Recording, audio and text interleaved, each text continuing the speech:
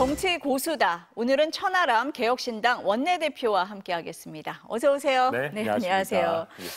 국회의원 되신 지 2주? 2주 그럼요. 되신 거죠. 네. 네, 개혁신당 원내대표 되신 거고 또 분단위로 일정 쪼개서 사신다 이런 얘기가 들립니다. 얼마나 바쁘게 사시는 정치인이 거예요? 원래 다 바쁜 척 하는 바쁜 척 거고요. 하는 거예요? 근데 네. 확실히 이제 네. 이런저런 일정들이 많긴 네. 합니다. 네. 그래서 저도 아직 2주밖에 안 됐지만 네. 모두가 다 그러시겠지만 이 급한 일을 하느라 중요한 일을 놓치면 안 되겠다. 네, 그런 네, 생각을 네. 요즘 더 많이 하고요. 하고 계세요? 특히 큰 정당들이 네. 좀 죄송한 말씀이지만 네. 그다지 정신을 잘 차리고 계신 것 같지 않습니다. 그래서 정신을 바짝 차리고 그래서 계신 저희 거예요? 개혁신당이라도 네, 좀 더 네. 정신 바짝 차려야겠다 생각합니다. 지금 말씀을 하셨는데 개원 2주 된 국회 어떻게 평가하시겠어요? 개원한 것 같지가 않아요. 한 것 같지가 않습니까? 예, 네. 그리고 뭔가 이렇게 저는 아무래도 이제 국민의힘 의원분들도 많이 알고 그러게요. 또 그런 분들 많은데 네. 본회의장에 앉아서 그 명패에 이름만 들어와 있고 텅텅 비어 있는 네, 거를 볼 때마다 네. 굉장히 좀 안타깝습니다. 빨리 같이 와가지고 네. 축제 분위기에서 개원을 했으면 좋겠는데 야당들만 본회의장 안에 있고 여당 의원들은 특히 이제 저랑 친한 이제 초선 의원들, 뭐 김재섭 당 의원이나 뭐 김용태 본회의장 못 들어가 비대위원이나 보신 이런 거죠, 분들은 그분들은. 한 번도 못 들어와 네. 보시고 지금 네. 계속 농성하시고 구호 외치시고 네, 이런 것만 네. 하고 계시거든요. 네. 그래서 하루 빨리 좀 정상화가 됐으면 좋겠다 생각합니다. 그날 이제 야당 단독으로 국회 개원하실 때 자리에 계셨잖아요. 저희는 갔죠. 여야 협상 여지가 그렇게 없었습니까? 저는 그게 되게 답답합니다.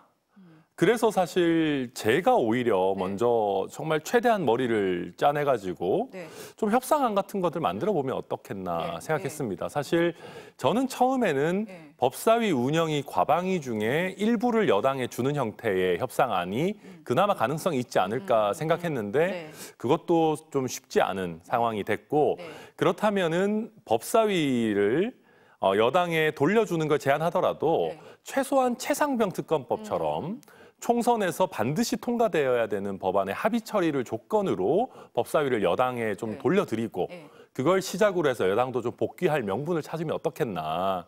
그리고 그렇게 하면 네. 아무리 윤석열 대통령께서 거부권을 습관적으로 쓰신다고 해도 여당이 합의 처리한 걸 어떻게 거부권 행사하겠습니까? 그래서 그 저는 사이에 합의 처리가 안 된다고 봤겠죠. 민주당에선. 뭐 그럴 수도 있다고 네, 봤을 네, 텐데 그런데 뭐 어쨌든 추경호 국민의힘 원내대표께서는 그래도 열어놓고 어떤 조건이라면 민주당이 법사위 돌려줄지 오히려 민주당에 물어보자라고 하고 있기 때문에 저는 민주당도 보다 조금 더 열린 자세로 협상을 했으면 좋겠다 생각합니다. 그 지금 말씀하신 것처럼 법사위원장 자리를 여당에 주자라고 이제 이렇게 제안을 하셨던 거잖아요. 맞습니다. 근데 전혀 안 통하던가요? 어떻게 좀. 이제 뭐 아무래도 네. 박찬대 원내대표나 또 민주당 지도부 같은 경우에 당내의 강성 지지층 눈치를 안 볼 수 없을 겁니다. 이제 추미애 의장이 좌절되고 그리고 지금 오히려 그분들을 더 이렇게 좀 띄워드리기 위해 가지고 의장 선거, 원내대표 선거에서도 당원들 의사를 더 묻겠다라고 하고 있는 와중에 법사위원장을 넘겨주는 거는 쉬운 일은 아닐 겁니다. 당내에서도 쉽지 않았을 거다. 그러나 정치라는 거는 원래 쉬운 일을 하는 게 아닙니다. 그렇죠. 어렵더라도 필요한 일을 해야 되는 거고 저는 민주당에 이렇게 물어보고 싶습니다. 만약에 그러면 이렇게 간다면 앞으로 민주당이 다수당이 아닐 때 단 하나의 상임위원장도 못 가져가도 괜찮은 건지 만약에 그렇다면은 저는 여야가 지금이라도 모여서 앞으로 그러면 완전히 승자 독식으로 의장부터 시작해서 네. 모든 상임위원장을 이기는 쪽에서 가져가자라고 한다면은 모르겠으나 지금처럼 애매하게 뭐 이도 아니고 저도 아니고 이번에만 특수하게 윤석열 대통령 견제해야 되니까 우리가 많이 가져갈래. 이거는 저는 돌고 돌아서 나중에 또 다른 내로남불이 될 거다 생각합니다. 지금 말씀하신 것처럼 1당, 2당, 국회 1당, 2당이 정말 극한 대치로 이어가고 있어요. 평행선이에요. 네. 개혁신당 입장은 어떤 겁니까? 궁금합니다. 그래서 저희가 이제 거듭 말씀드리지만 좀 더 적극적으로 서로 대화하고 타협하자. 그리고 제가 말씀드릴 거예요. 네. 우리가 정치인들이 국회에서 싸우는 이유가 뭡니까? 싸움 그 자체가 목표는 아닐 거 아니겠습니까? 그렇죠. 대치가 목표입니까? 명분 쌓기가 목표입니까? 극한 대립이 목표입니까?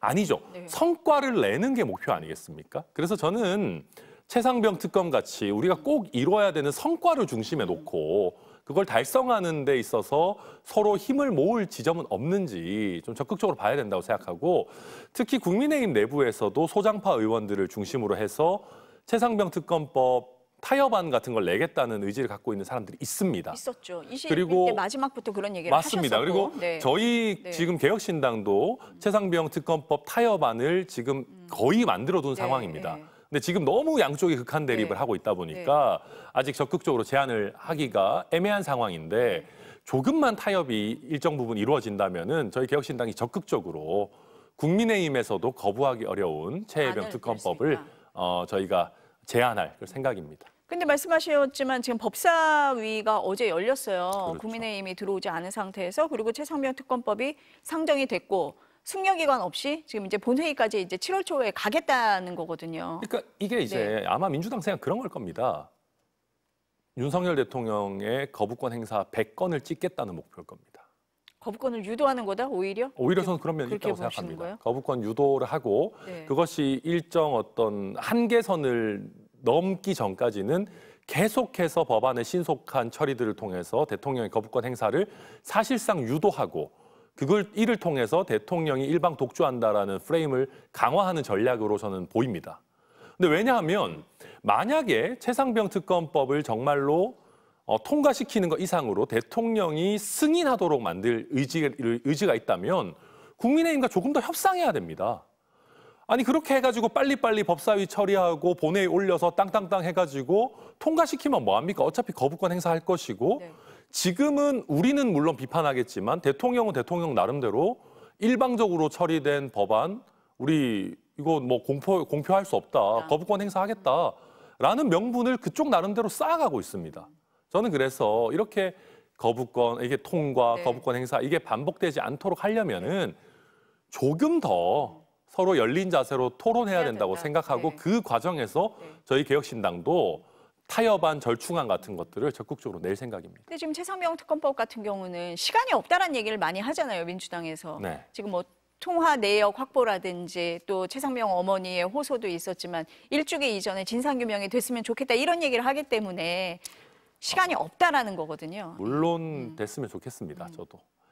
그리고 오늘 저희도 네. 이제 해병대 전우회나 우리 박정훈 대령의 변호인이나 개혁신당과 네, 함께 또 많이 만나가지고 하시잖아요. 네. 말씀하신 것처럼 특검법 통과가 어렵다면 국정조사라도 먼저 하자 이런 네. 말씀도 하셨습니다. 그런데 저는 물론 필요한 조치들은 일정 부분 해야 되겠지만 저는 좀 조심할 필요도 있다고 생각합니다. 국정조사를 또 하게 되면 마치 특검이 우선순위에서 밀리게 되는 그런 인상을 줄 수도 있는 것이고 그리고 통신 기록 같은 부분 네. 저 추측하기로는 네. 공수처가 나중에 욕을 안 먹기 위해서라도 일정 부분 저는 증거 확보해놨을 거라고 생각합니다. 해놨을 거다. 네, 그리고 안 했다면 이 방송을 보고 계시는 우리 네. 공수처의 네. 수사관들이나 검사분들께 당연히 신속하게 확보하시라고 저는 뭐 이 자리를 빌어서 촉구드리고요. 일정 부분 그 수사 내역들이 뭐 하루에 몇 차례 통화되고 이런 부분들이 수집되고 또 외부로 일정 부분 공개되는 것을 보면 최소한의 증거 수집은 되어 있을 것이다. 하고 있을 거다. 그리고 네. 물리적으로 7월 이전에 최상병 특검이 출범하는 것은 오늘 특검법이 통과되더라도 쉽지 않습니다. 쉽지 않다. 네. 그렇다면 오히려 서로 타협해서 실제 특검이 발족될 수 있도록 하는 것이 저는 보다 생산적이라고 생각합니다. 싸우는 게 아니라 실질적으로 성과를 내는 쪽으로 가야 된다. 그럼요. 이제 그러니까 그런 오늘 말씀이신 통과되더라도 거예요. 그 특검 뭐 지명하고 특검 사무실 그렇죠. 시간이 구성하고 또 사람 걸리죠. 뽑고 하면 네. 냉정하게 7월 전까지는 어렵습니다. 어렵다. 네. 그런 걸 감안을 할 때 타협을 하자 이런 얘기인데 맞습니다. 지금 7개 상임위를 두고도 지금 결론을 못 내고 있잖아요. 이건 그렇죠. 어떻게 될 것 같아요? 일단 오늘 본회의는 안 하는 안 걸로 한다고? 예. 해서 조금 시간을 가질 주는 것 텐데, 같죠? 네, 제가 봤을 때는 그 11개 빼고 나머지 7개만 가져가라는 네. 거는 국민의힘에서 도저히 받기 쉽지 않을 받기 겁니다. 쉽지 않을 거다. 이건 자존심의 문제처럼. 다른 뭔가 협상 카드가 있어야겠네요. 그렇죠. 그렇기 때문에 저도 머리를 쥐어짜서 뭔가 제안을 드린 것이고 네, 네. 이게 그런 겁니다. 조금 상임위가 물론 모든 상임위가 중요합니다. 네, 그 7개도 굉장히 중요하고 네. 제가 소속될 기재위도 거기 포함되어 있습니다. 네. 기재위원장도 중요한 자리죠.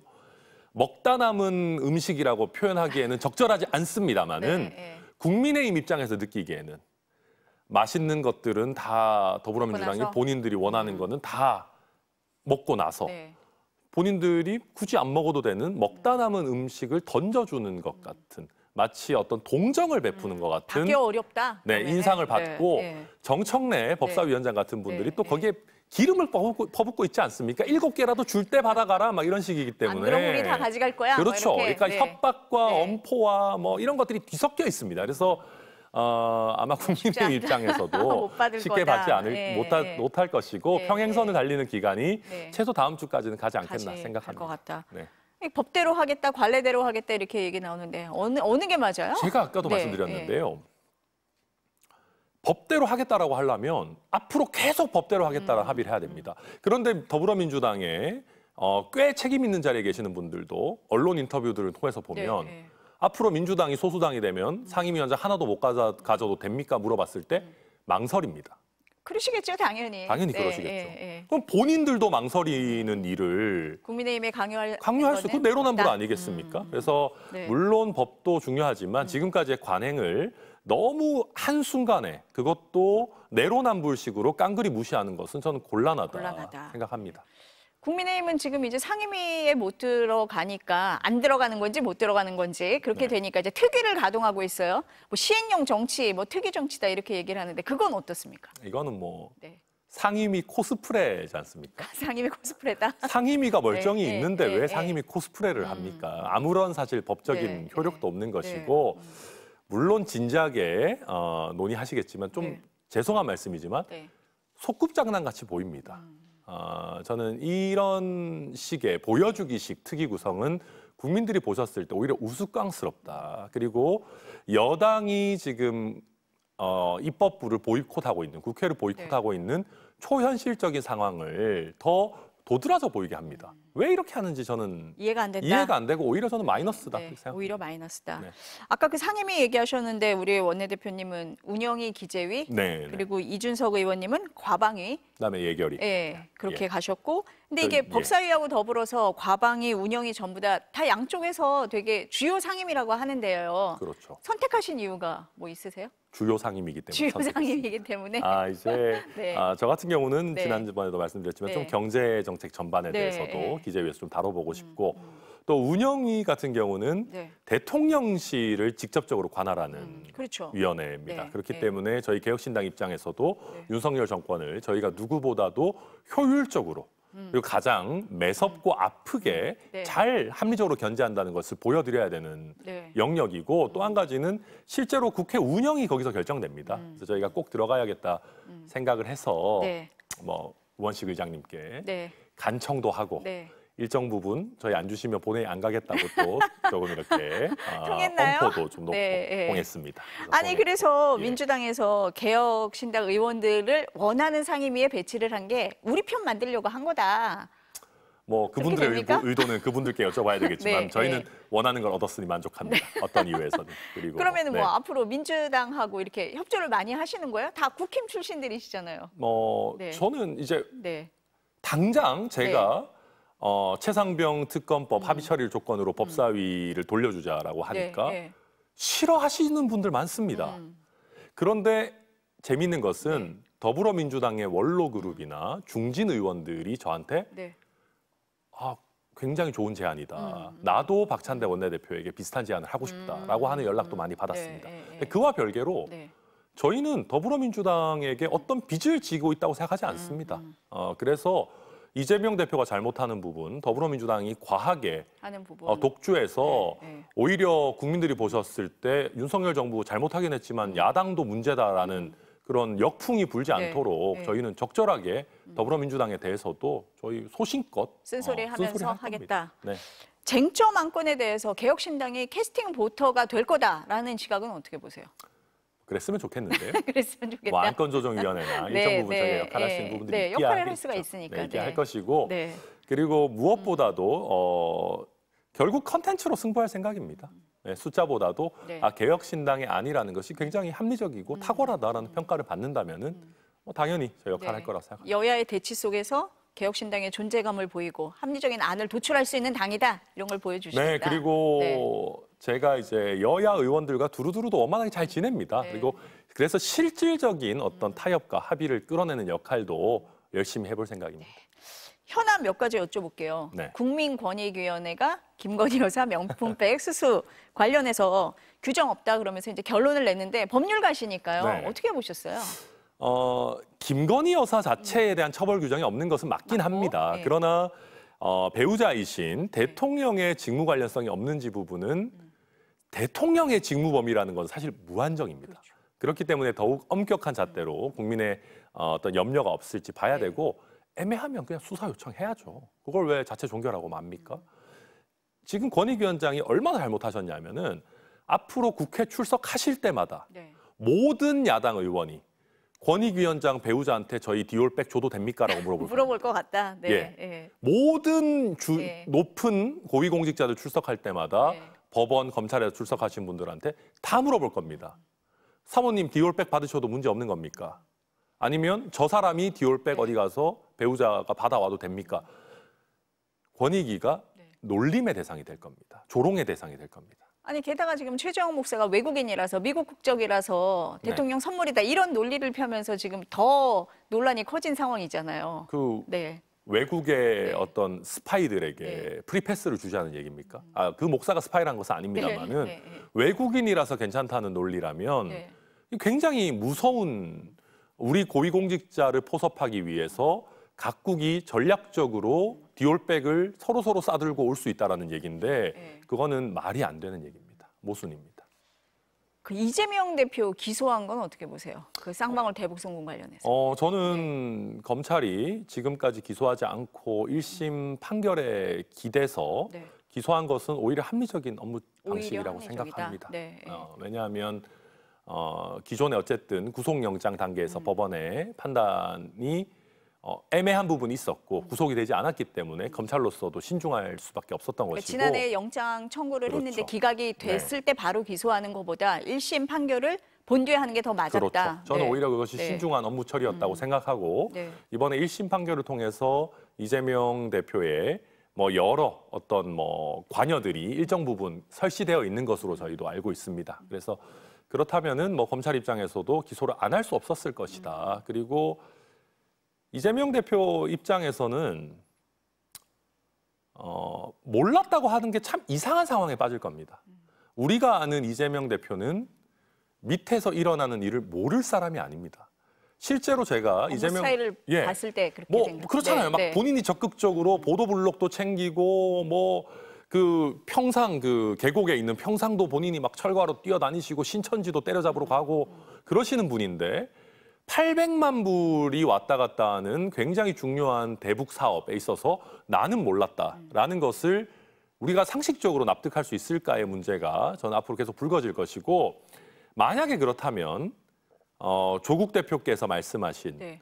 알았으면 공범이고 몰랐으면 무능이다라고 하는 프레임을 벗어나기가 매우 곤란하실 수 있다 생각합니다. 지금 말씀하신 거 이제 핵심이 이재명 대표가 알았느냐라는 부분이 이제 되는 그렇죠. 거잖아요. 네. 네. 그럼 이재명 대표가 이제 받게 되는 재판이 이제 4개로 늘었다. 그래서 이재명 대표의 사법 리스크 얘기를 많이 하거든요. 그 네. 부분은 어떻게 보십니까? 저는 사법 리스크보다도 네. 결국은 정치인 이재명의 매력도가 앞으로 더 중요할 부분이라 생각합니다. 그냥 이거는 할 얘기는 아니지만 네. 이재명 대표가 유력한 대선 주자로서의 지위를 계속 유지한다면 이화영 전 지사가 네. 설령 이재명 대표의 관여가 있다 한들 그걸 쉽게 이야기하기 어려운 상황일 수도 있습니다.